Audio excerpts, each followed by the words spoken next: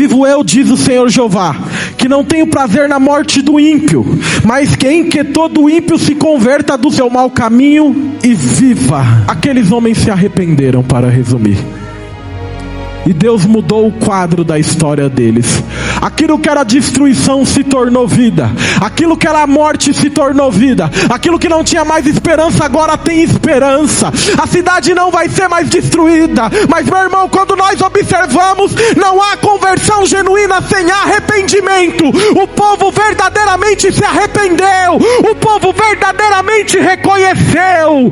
Aquele que confessa e deixa alcança misericórdia. Tem misericórdia para a minha vida e a tua vida aqui hoje.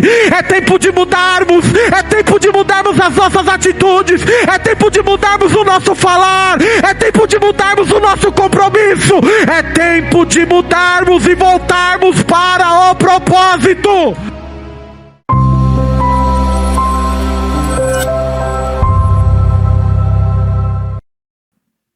Será que nós já agradecemos hoje por estarmos aqui? Quantos de nós não tem mais força para estar aqui? Quando eu digo aqui, eu digo na presença de Deus. Quando não tem mais força mais para orar. Então agradeça ao Senhor por você estar aqui hoje, amém? Vamos, sem perca de tempo, estar abrindo a Bíblia. Culto de Santa Ceia, meus irmãos. O culto que representa a morte e a ressurreição de Jesus até que Ele venha. Vamos abrir a Bíblia no Evangelho segundo escreveu Mateus, capítulo 12, versículo de número 38. Evangelho segundo escreveu Mateus, capítulo 12, versículo de número 38. Hoje é sábado, creio que ninguém está com pressa de sair na presença de Deus. Amanhã todo mundo está de folga, não tem culto, louvado seja Deus. É dia de fazer churrasco para os pais, amém? Glória a Deus. Em casa é dobro, que é meu aniversário também. Minha esposa vai fazer e vai me servir. Amanhã ela é a churrasqueira. Oh, glória. Mateus 12, 38, todos acharam? Diz assim a palavra de Deus. Então alguns dos escribas e dos fariseus, tomando a palavra, dizendo: Mestre, quiséramos ver da tua parte um sinal. Mas ele lhe respondeu e disse: Uma geração má e adúltera pede um sinal, porém não será dado outro sinal, senão o do profeta Jonas.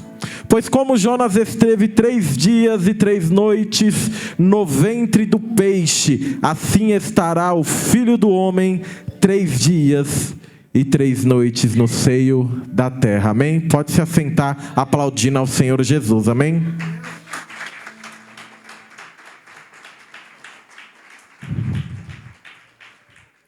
Aleluia. Vemos aqui, Jesus estava ali ensinando, ministrando, como de costume. E ali os fariseus, juntamente com os escribas, eles mais uma vez indagam o mestre. E ali questionam Jesus. E fala: Senhor, quiséramos nós ver da tua parte um sinal. Mas o interessante é que quando nós observamos, sinais é que não faltava no ministério de Jesus. Quando nós observamos, vemos que os cegos voltavam a ver. Vemos que o paralítico voltava a andar. Vemos que os mortos ressuscitavam. Mas por que eles estavam pedindo um sinal? E Jesus, ele responde: uma geração má e adúltera me pede um sinal, mas eu não darei sinal nenhum, a não ser o do profeta Jonas. Porque Jonas esteve 3 dias e 3 noites dentro do grande peixe, assim estará também o Filho do Homem no seio da terra. Aleluia! Aqueles homens estavam diante do Filho de Deus, diante do Verbo encarnado, diante daquele que era maior que Moisés, diante daquele que é maior que Abraão, diante daquele que é maior que os patriarcas, do que a lei, do que os profetas. João vem falar que no princípio era o Verbo, e o Verbo era Deus, e o Verbo estava com Deus. Todas as coisas foram feitas por Ele, e nada do que foi feito sem Ele se fez. O próprio Deus encarnado estava diante daqueles homens, mas eles estavam mais preocupados em ver sinal, em testar Jesus, em provar Jesus. Jesus não precisava provar que Ele era Deus para ninguém, porque Ele era, e é e será eternamente. E ele conclui a palavra, aleluia, no versículo 41, e fala: os ninivitas ressurgirão no dia do juízo.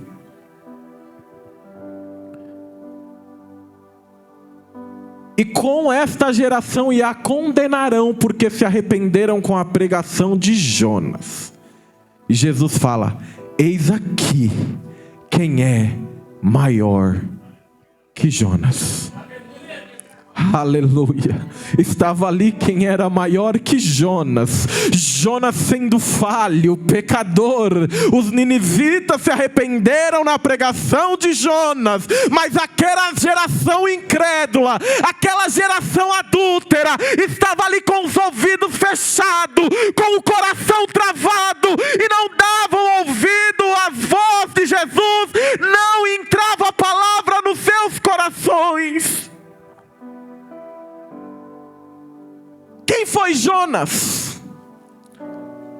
Quem foi Jonas?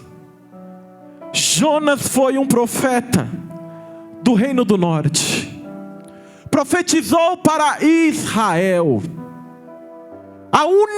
O único versículo que nós temos no livro que fala de Jonas, sem ser no livro dele, é em 2 Reis, capítulo 14, versículo 25, a qual Jonas profetiza para o rei Jeroboão II. É a única passagem, versículo que fala de Jonas, a não ser no seu livro.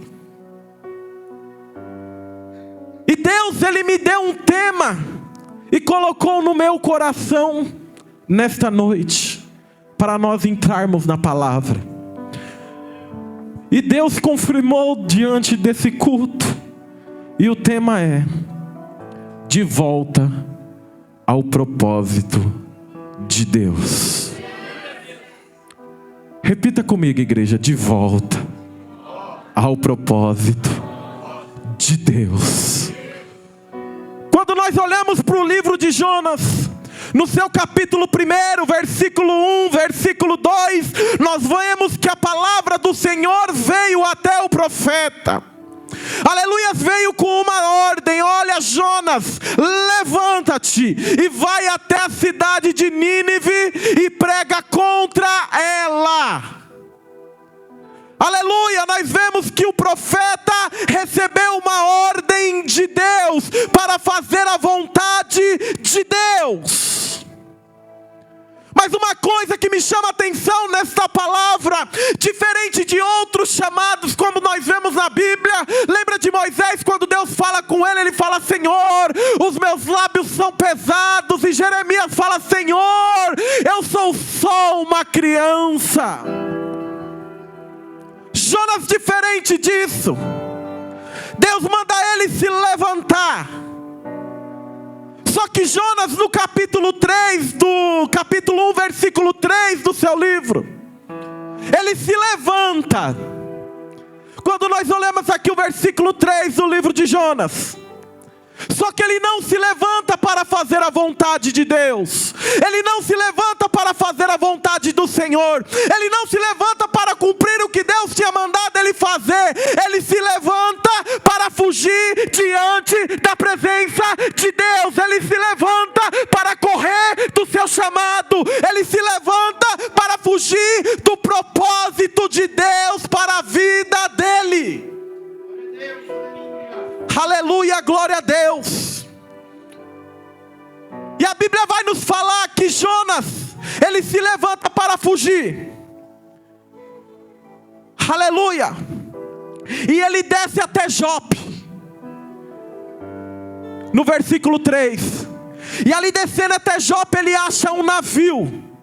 E ele paga um preço para entrar no navio, sim ou não? Jonas pagou um preço para subir no barco. Jesus pagou um preço para subir na cruz. Aleluia. Jesus pagou um preço para subir na cruz. 1 Pedro capítulo 1, versículo 18 e 19. Sabendo que não foi com coisas corruptíveis, como prata e como ouro, que fosses resgatados, mas com o precioso sangue de Jesus Cristo, como um cordeiro imaculado e incontaminado. Não foi com coisas corruptíveis que Jesus nos comprou, não foi com prata, não foi com ouro, mas foi com o seu precioso sangue. Jonas pagou um preço para fugir. Jesus pagou um preço para fazer a vontade de Deus, para que hoje eu e você tenhamos vida e vida com abundância. Aleluia. Eis aqui quem é maior do que Jonas. Glória a Deus. Jonas no versículo 4, ele achava que podia fugir da presença de Deus, fugir do propósito de Deus na vida dele. Só que no versículo 4 do capítulo 1, a Bíblia vai nos falar que quando Jonas entra no barco, quando o barco sai, aquele barco é tomado por uma tão grande tempestade que o barco quase se quebra. E a tempestade não veio do homem, não veio da natureza, não veio de nada mais, nada menos do que da mão do Senhor. Mas o Senhor mandou ao mar um grande vento, e fez no mar forte tempestade, e o navio estava a ponto de quebrar-se. Irmãos, entenda uma coisa: o servo de Deus, quando está em rota de fuga, ele se torna um causador de tempestade. O servo de Deus, quando ele está em rota de fuga, ele causa tempestade. E olha, irmão, uma coisa interessante: quem viaja na contramão de Deus está a caminho de uma grande tempestade. Não foi o homem que enviou, porque nós vemos na Bíblia alguns exemplos de tempestade. Vemos aquela tempestade que simplesmente é uma tempestade que acontece, que Jesus ali, ele manda os discípulos passar para outra margem. Ali o vento começa a pegar, eles começam a perder ali a força de remar, e Jesus vai até eles caminhando ali, acalma o vento e o mar. Mas nós vemos aquela tempestade ali que se levanta para impedir Jesus de chegar até o outro lado, porque do outro lado tinha uma pessoa que precisava de Jesus em Gadara. Nós vemos essa tempestade que muitas das vezes alguns falam que foi o próprio inimigo se levantando para que Jesus não chegasse lá. Mas uma coisa eu aprendo com isso: ninguém pode impedir o propósito de Deus. Se Deus falou que vai chegar, Ele vai chegar. Se Deus falou que vai libertar, Ele vai libertar. Se Deus falou que vai salvar, Ele vai salvar. E vemos a tempestade causada pelo homem, porque ele resolve andar na contramão de Deus. Só que, irmãos, uma coisa eu aprendo com a Bíblia: Josué, junto com o povo de Israel, toma a cidade Jericó. Eles ficam todos pomposos, todos confiantes. A próxima cidade é Ai. É uma cidade pequena. Vamos mandar só um pedaço do exército. Não tem necessidade de mandar todo mundo, porque a vitória é certa. E ali eles foram e perdem a batalha. Muitas pessoas morrem no campo de batalha. E Josué pergunta para Deus: mas por quê? E Deus responde: Porque existe anátema, existe pecado no meio do acampamento. Por causa de um homem, a nação foi derrotada. Por causa de Jonas, um barco inteiro com uma tripulação inocente estava quase se quebrando.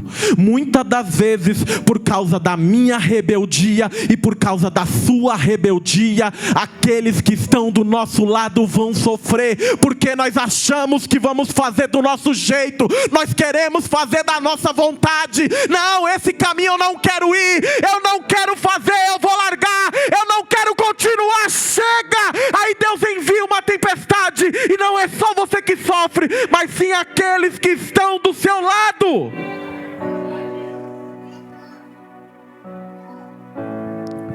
Jonas, quando foge de Deus, sua vida, meus irmãos, vai de mal a pior. Vai de mal a pior. Se nós pararmos para analisar, Deus fala com Jonas. Jonas desce a Jope. Jonas desce no navio. Jonas desce ao porão do navio. Irmão, olha quando nós estamos na rebeldia. Jonas desce no mar. Jonas desce na barriga do peixe e vai até as profundezas do mar. Quando nós estamos na contramão de Deus, nós só vamos descer, descer, descer, descer, não tem escapatória. Por isso que hoje Deus está falando comigo e contigo. Quem sabe você queria uma palavra diferente, mas a palavra hoje é: se arrependa e entra na posição, porque Deus quer te colocar no propósito novamente. Deus quer te colocar de novo no centro da vontade dEle. É isso que Deus quer fazer hoje na minha vida e na tua vida. Volte para o propósito. Volte para o propósito. Salmos 42, versículo 7, a Bíblia vai falar que um abismo chama outro abismo. Cuidado. Cuidado que esse negócio que é pequeno não tem nada a ver. Tem a ver sim. Isso pode chamar maldição para a tua vida, para a tua casa, para os teus. Hoje Deus te convida a entrar na posição. Hoje Deus te convida a entrar na posição. Entra na posição, entra na posição nessa noite, porque Deus tem uma grande obra na tua vida. Aleluia. Só que tem um porém, irmão, quando eu observo a vida de Jonas. Enquanto Jonas fugia, Deus o buscava. Enquanto Jonas descia, Deus preparava o caminho para levantar Jonas. Sabe por quê? Porque os planos de Deus não podem se frustrar na vida de Jonas. Os planos de Deus não podem se frustrar na tua vida. Teve um dia que Deus falou: é esse que eu vou chamar, é essa que eu vou chamar. Não tem para onde correr, não desista. Salmos 39, capítulo 7. Coloca aí para mim, Rayane, por favor. Até o versículo 12. Quem sabe você está se escondendo, quem sabe você está fugindo. Salmo 139, versículo 7. Quem sabe você está fugindo, se escondendo. Quem sabe você fala: não quero mais. Olha a palavra que Deus tem para a tua vida. Para onde me irei do teu espírito, e para onde fugirei da tua face? Se eu subir ao céu, lá tu estás. Se eu fizer no inferno a minha cama, eis que tu ali estarás também. Se tomar as asas da alva, se habitar nas extremidades do mar, até ali a tua mão me guiará e a tua destra me susterá. Se disser de certo que as trevas me encobrirão, então a noite será luz à roda de mim. Não nem ainda que as trevas encobrem de ti, mas a noite resplandece como o dia. As trevas como a luz são para ti a mesma coisa. Não adianta se esconder, não adianta querer parar. Deus vai te buscar. Deus está te buscando nessa noite. Ele está pegando pela tua mão direita e está falando: filho meu, filha minha, não temas, porque eu sou contigo. Volte para o propósito, volte para o centro da minha vontade, volte a pregar, volte a orar, volte a fazer a minha vontade. Quem sabe você está aqui hoje hoje querendo desistir, Deus está falando: não desista, não desista, não deixe o propósito, não pare, porque eu sou contigo. Aleluia. Glória a Deus, poderoso e eterno, Santo de Israel. Jonas, ele reconhece no versículo 12 do capítulo 1 que a tempestade vinha da parte de Deus. E Jonas fala para aqueles homens: me lancem ao mar, porque assim os seus problemas vão acabar. E aconteceu da mesma maneira que Jonas falou. A partir do momento, eu vou correr porque as horas não esperam. A partir do momento que lançaram Jonas no mar, a tempestade cessa, a tempestade acaba. Glória a Deus. Jonas desistiu de Deus, mas Deus não desistiu de Jonas. Jonas abandonou a sua missão, mas Deus não abandonou o propósito de levar Jonas a cumprir o seu chamado. Jonas queria morrer, mas Deus decide salvá-lo e dar-lhe a vida.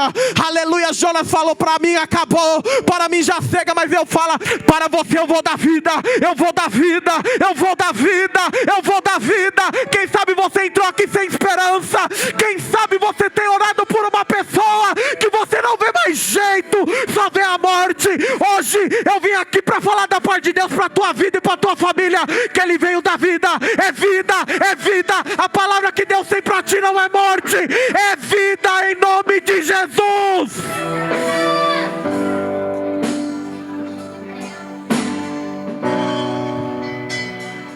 E a Bíblia vai nos falar que no versículo 17, imagine Jonas, quando é lançado no mar, no meio daquela tempestade, fala: para mim já era morrer. Se o barco não estava dando conta, imagina eu sozinho nadando. A Bíblia vai nos falar que Deus envia um grande peixe para engolir Jonas.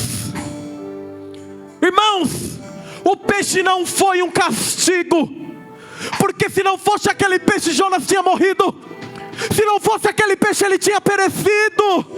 O peixe foi um livramento da parte de Deus para a vida de Jonas.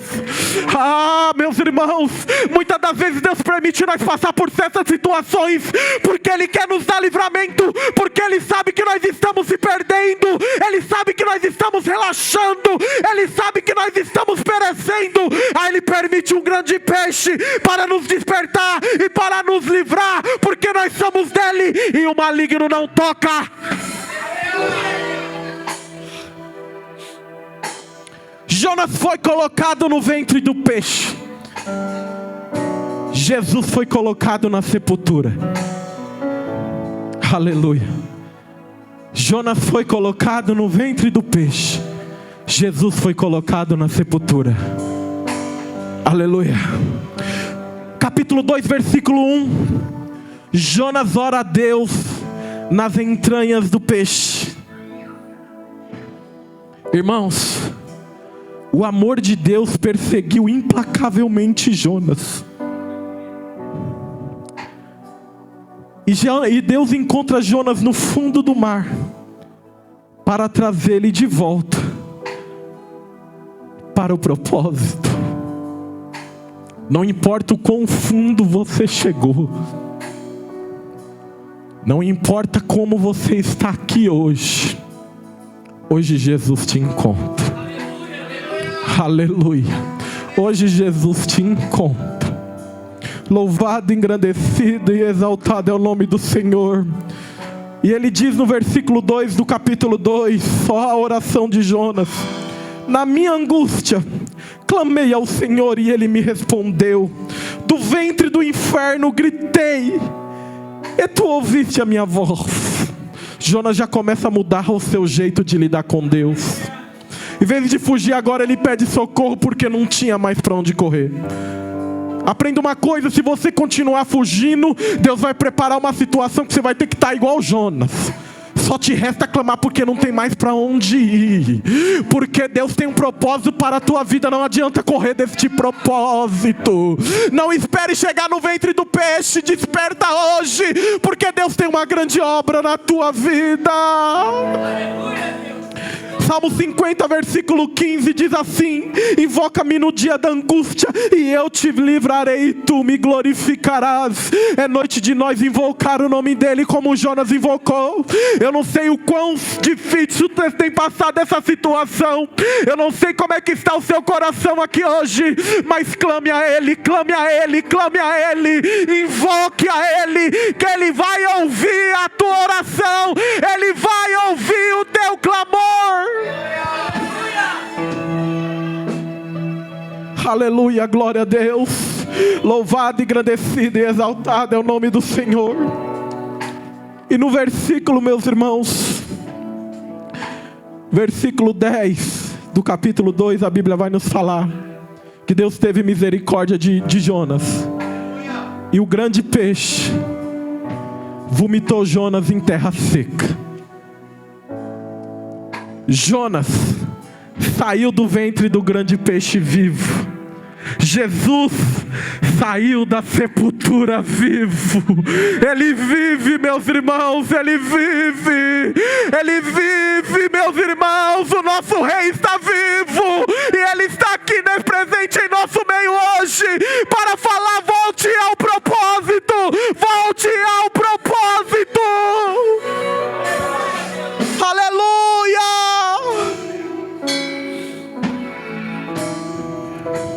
Aí nós vamos para o capítulo 3 de Jonas, e vemos que agora o que foi lançado no mar não é Jonas mais, mas sim o que é lançado no fundo do mar são as falhas de Jonas. Oh glória! Porque Deus, ele não olhou para as falhas de Jonas. Leia aqui comigo, põe aí Jonas 3. O que cai no mar do esquecimento agora é os pecados de Jonas. E vem a palavra do Senhor, a segunda.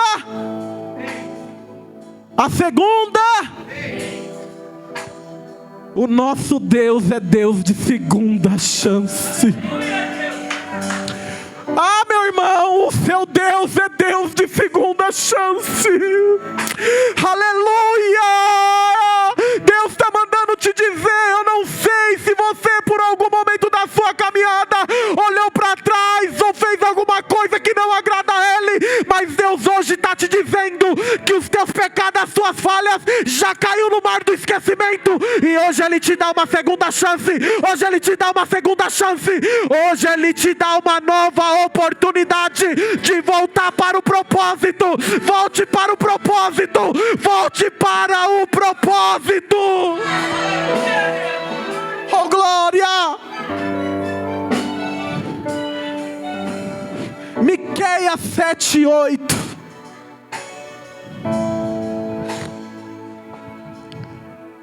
Aleluia. Ó inimiga minha, não te alegres ao meu respeito. Ainda que eu tenha caído, levantar-me-ei. Se morar nas trevas, o Senhor será a minha luz. Se levante nessa noite, se levante, porque Deus quer te levantar, Deus quer te colocar de pé novamente. Quem sabe você não tem mais força para orar, para vir para a casa de Deus, tem perdido a alegria. Hoje o Senhor vai te renovar, você vai voltar para o propósito, você vai voltar a fazer a vontade de Deus com alegria, com prazer, porque é isso que Deus quer para a tua vida. Volte ao propósito. Aleluia. Jonas decide fazer a vontade de Deus e entra na cidade e prega contra a cidade. Para ser bem rápido, Nínive era a capital da Síria. A Síria foi fundada pelo bisneto de Noé, Nimrod. Era uma cidade cruel e sangrenta, onde não havia misericórdia, aonde eles usavam de estratégia para deixar as outras nações com medo quando eles tomavam ali as cidades, o escapelamento. Eles empalavam as pessoas, eles ali aleluia, tiravam a cabeça das pessoas e empilhavam na porta da cidade, para aquelas pessoas temerem o povo assírio. E foi para esse povo que Jonas foi pregar. E Jonas começa a pregar que Deus não estava se agradando deles, e que o juízo viria contra a cidade. O interessante é que o propósito de Deus é que ninguém se perca. Não é verdade? Não importa o quão mal você seja. Ezequiel 33:11 diz assim: vivo eu, diz o Senhor Jeová, que não tenho prazer na morte do ímpio, mas que todo ímpio se converta do seu mau caminho e viva. Aqueles homens se arrependeram, para resumir. E Deus mudou o quadro da história deles. Aquilo que era destruição se tornou vida. Aquilo que era morte se tornou vida. Aquilo que não tinha mais esperança agora tem esperança. A cidade não vai ser mais destruída. Mas, meu irmão, quando nós observamos, não há conversão genuína sem arrependimento. O povo verdadeiramente se arrependeu. O povo verdadeiramente reconheceu. Aquele que confessa e deixa alcança misericórdia. Tem misericórdia para a minha vida e a tua vida aqui hoje. É tempo de mudarmos. É tempo de mudarmos as nossas atitudes. É tempo de mudarmos o nosso falar. É tempo de mudarmos o nosso compromisso. É tempo de mudarmos e voltarmos para o propósito. É noite de arrependimento. Jesus é maior do que Jonas. Jonas levou uma cidade ao arrependimento. Jesus foi colocado na sepultura e no terceiro dia ressuscitou. E hoje Ele leva as nações ao arrependimento, porque a mensagem não mudou. O evangelho ainda é o mesmo. Arrependei-vos, arrependei-vos, porque é chegado o reino de Deus. Arrependei-vos, arrependei-vos, porque é chegado o reino de Deus. É tempo de despertar. É tempo de se arrepender. Oh glória, se arrependa nessa noite. A salvação não é resultado do que o homem faz para Deus, mas do que Deus faz para o homem. Foi Deus que fez. Nós não estamos aqui porque nós somos bonzinhos, ou porque nós somos bonitinhos, não. O que nós merecíamos era o inferno. Se nós pensássemos, se Deus pensasse como Jonas, nós já estaríamos como no inferno. Porque Jonas não era medo de ir para Nínive. Ele sabia que Deus poderia perdoar eles, por isso que ele não queria ir. Tanto que quando Deus se arrepende e fala, eu não vou mais destruir, Jonas se entristece. E ele fala, por isso que eu não queria ir, Deus, eu sabia que o Senhor é longânimo em perdoar. Jonas não queria mudar, mas ele esperava que Deus mudasse. Muitas das vezes o nosso pensamento está igual a Jonas. Eu não mudo, mas Deus vai ter que mudar por causa de mim. Oh meu irmão, quem somos nós? Deus não vai mudar por causa de você. Deus não vai mudar por causa de mim. Nós que temos que mudar, porque Ele entrou nas nossas vidas. Aquele que está em Cristo, nova criatura é. As coisas velhas se passaram. Deus fez tudo novo na minha vida e na tua vida. Jesus é maior do que Jonas. Jonas não teve misericórdia da cidade inteira. Quando Jesus estava naquela cruz, Ele olha para os seus malfeitores, para aqueles que o bateram, para aqueles que o cuspiram, para aqueles que escolheram Barrabás, e Ele fala, Senhor, Pai, perdoa, porque eles não sabem o que fazem. Ele não sabe o que fazem. Ele não sabe o que fazem. Jesus é maior do que Jonas. Jesus é maior do que Jonas. Jonas, ele morreu. Ele não não ressuscitou. Jesus ressuscitou, andou 40 dias nessa terra com os seus discípulos. A Bíblia vai nos falar em Atos capítulo 1, versículo 10 e 11, que quando Jesus estava sendo assunto ao céu, os discípulos ficaram olhando para cima, aleluia, e dois varões vêm até a eles e falam: não olhais para cima, aleluia. O mesmo Jesus que subiu, ele descerá, ele descerá, ele descerá. Jesus vai voltar para buscar uma igreja lavada e remida no seu sangue. Será que nós vamos estar no propósito quando ele vir? Será que nós vamos estar fazendo a vontade de Deus quando chegar o grande dia? Então hoje ele está preparando para eu e você se arrepender, para nós voltar para o propósito, porque o grande dia vai chegar, que nós cantaremos e adoraremos o Senhor, porque ele é santo e ele é digno de toda a adoração. Aleluia.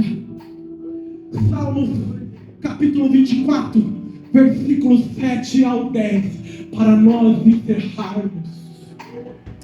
Levantai a porta as vossas cabeças, levantai-vos, ó entradas internas, e entrará o Rei da Glória.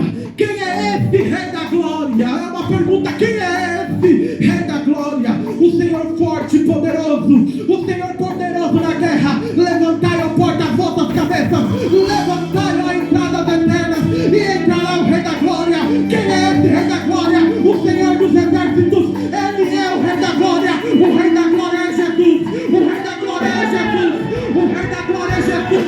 Ele é maravilhoso. Ele é o conselheiro. Ele é Deus forte, Pai da eternidade. Ele é o príncipe da paz. Ele tem a chave da morte e do inferno em suas mãos. Como a morte não tem mais poder sobre a minha vida e sobre a tua vida, porque ele tem a chave, aleluia, da Apocalipse capítulo 5, quando João viu que ninguém era digno de abrir o livro e desatar os céus, o anjo olha para ele e fala: eis aí o Cordeiro de Deus, o leão da tribo de Judá, que venceu. Ele é digno de abrir o livro e desatar os selos. Ele é digno, ele é digno. Fique de pé para nós orarmos. Aleluia.